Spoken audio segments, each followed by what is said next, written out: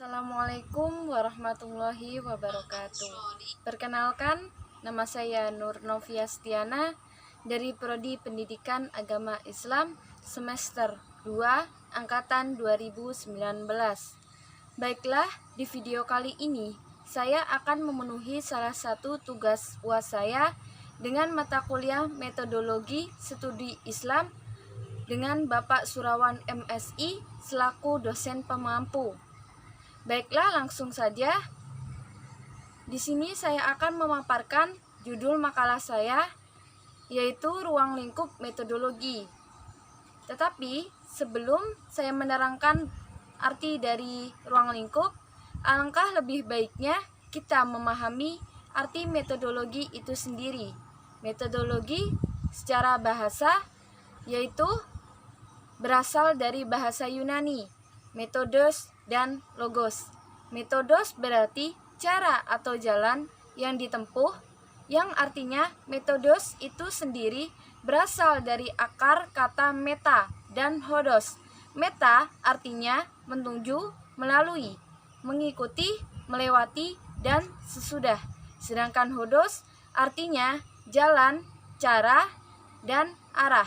Maka metode memiliki arti suatu jalan yang dilalui untuk mencapai tujuan. Logos artinya ilmu. Secara terminologi atau istilah, metode dapat dimaknai sebagai jalan yang ditempuh oleh seseorang supaya sampai pada tujuan tertentu, baik dalam lingkungan atau perniagaan maupun dalam kaitan ilmu pengetahuan dan lainnya. Saya juga mengambil dari Kamus Besar Bahasa Indonesia. Metode adalah cara kerja yang bersistem untuk memudahkan pelaksanaan guna mencapai apa yang telah ditentukan. Dengan kata lain adalah suatu cara yang sistematis untuk mencapai tujuan tertentu. Dan menurut salah satu ahli, yaitu Jamaluddin dan Abdullah Ali, dalam Kapita Selecta Pendidikan Islam, berasal dari kata meta berarti melalui dan hodos jalan.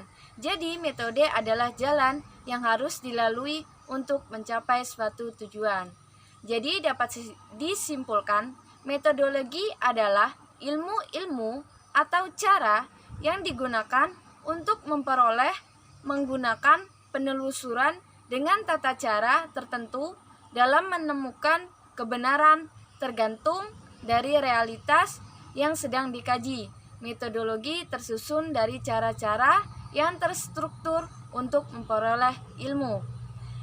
Nah, itu pengertian dari metodologi. Masuk ke materi yang kedua, yaitu arti ruang lingkupnya. Menurut Muhammad Nur Hakim, tidak semua aspek agama, khususnya Islam, dapat menjadi objek studi. Dalam konteks studi Islam, ada beberapa aspek tertentu dari Islam yang dapat menjadi objek studi, yaitu pertama, Islam sebagai doktrin dari Tuhan yang kebenarannya bagi pemeluknya sudah final, dalam arti absolut dan diterima secara apa adanya. Yang kedua, sebagai gejala budaya yang berarti seluruh apa yang menjadi kreasi manusia dalam kaitannya dengan agama, termasuk pemahaman orang terhadap doktrin agamanya. Dan yang ketiga, sebagai interaksi sosial, yaitu realitas umat Islam. Sementara menurut Muhammad Amin Abdullah, terdapat 3 wilayah keilmuan agama Islam yang dapat menjadi objek studi Islam.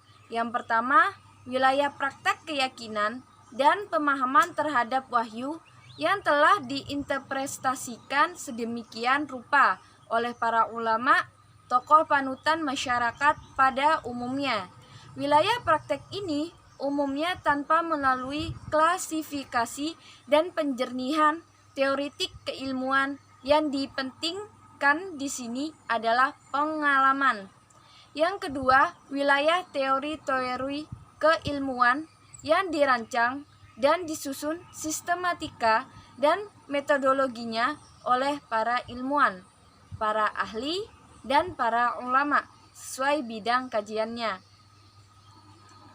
Apa yang ada pada wilayah ini sebenarnya tidak lain dan tidak bukan adalah teori-teori keilmuan agama Islam, baik secara deduktif dan nasah-nasah atau teks-teks wahyu, maupun secara induktif dari praktek-praktek keagamaan yang hidup dalam masyarakat era kenabian, sahabat, tabi'in, maupun sepanjang sejarah perkembangan masyarakat muslimin dimanapun mereka berada.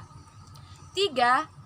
Telaah teoritis yang lebih populer disebut metadiscourse. Terdapat sejarah perkembangan jatuh bangunnya teori-teori yang disusun oleh kalangan ilmuwan dan ulama pada lapis kedua, wilayah pada lapis ketiga yang kompleks dan sophisticated inilah yang sesungguhnya dibidangi oleh filsafat ilmu-ilmu keislaman.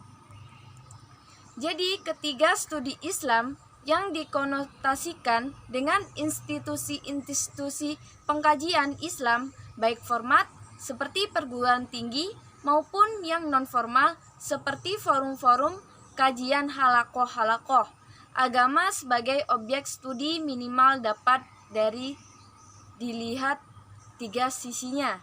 Yang pertama, sebagai doktrin dari Tuhan yang sebenarnya bagi para pemeluknya sudah final dalam arti absolut dan diterima apa adanya. Yang kedua, sebagai gejala budaya yang berarti seluruh yang menjadi kreasi manusia dalam kaitannya dengan agama termasuk pemahaman orang terhadap doktrin agamanya. Yang ketiga, sebagai interaksi sosial yaitu realitas umat Islam.